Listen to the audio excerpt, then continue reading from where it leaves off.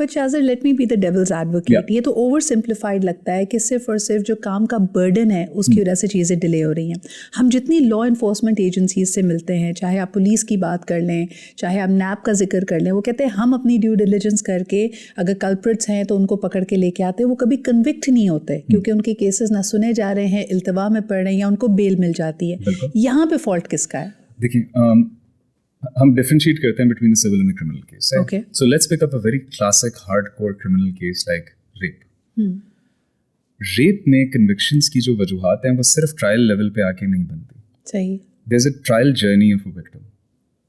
ایک ریپ کا واقعہ ہوا, اس عورت نے کب, یا اس بچے نے یا اس مرد نے کب اس واقعے کو رپورٹ کروایا.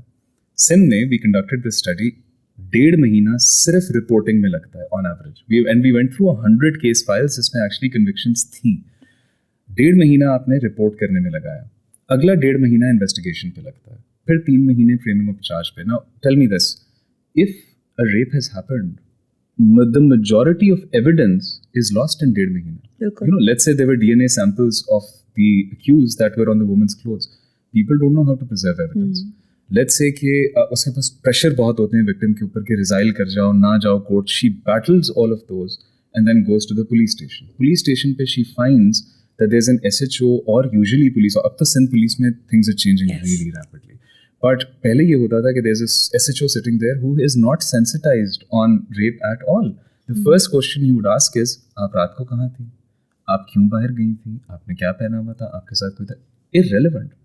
Ask her about کہ did you see the victim. ایک sensitized طریقے سے ایک بات ہوتی ہے تاکہ اس کو confidence آئے کہ میں نے جسٹس سسٹم کا پارٹ رہنا. Then investigation. Up till 3 years ago, the same investigation officer جو مرڈر کو انویسٹیگیٹ کرتا ہے, جو کڈنیپنگ کو کرتا ہے, جو ٹیررزم کو کرتا ہے, وہی ریپ کو کرے گا. حالانکہ انویسٹیگیشن کے ڈائنامکس ہی ڈفرینٹ ہیں. You are looking at a completely different very specialised set of evidences. وہ نہیں ہے. اس کے بعد آتی ہے باری پروسیکیوشن کی. پروسیکیوشن نے اب وہ انویسٹیگیشن رپورٹ لینی ہے, اس نے وکٹم کے ساتھ جڑنا ہے اور اپنے اپنے آرگومنٹس فریم کرنے ہیں, فریمنگ آف چارج ہونا ہے. اس نے وکٹم کو یہ کنونس کرنا ہے کہ کسی بھی اسٹیج میں کمپرومائز نہ کرنا. میڈیکو اس سارے فیز میں میڈیکو لیگل آفیسر نے اپنی رپورٹ لکھنی ہے. سندھ میں there is a dearth of medico legal officers, اور جو ہیں ان کے اوپر پریشرز اپنے ہیں, اور جو پریشرز کو لیٹس سے جھیل لیتے ہیں ان کی رپورٹس اتنی ٹیکنیکل ہوتی ہیں اور اتنی they don't write it in a language that a judge would be able to understand. They write it in a language that a doctor would be able to understand. پھر وہ court پہنچتا ہے. سو جب تک یہ ساری چیزیں ہوتی ہیں, انویسٹیگیشن رپورٹ کمزور ہے, پروسیکیوشن کے آرگومنٹس ٹھیک نہیں ہے, ایویڈنس لاسٹ ہے, medico legal report is too complicated اور not available, then how can the judge possibly convict somebody with weak evidence? These are all of the reasons کہ ہمارا conviction rate nationally is around 2 to 3%.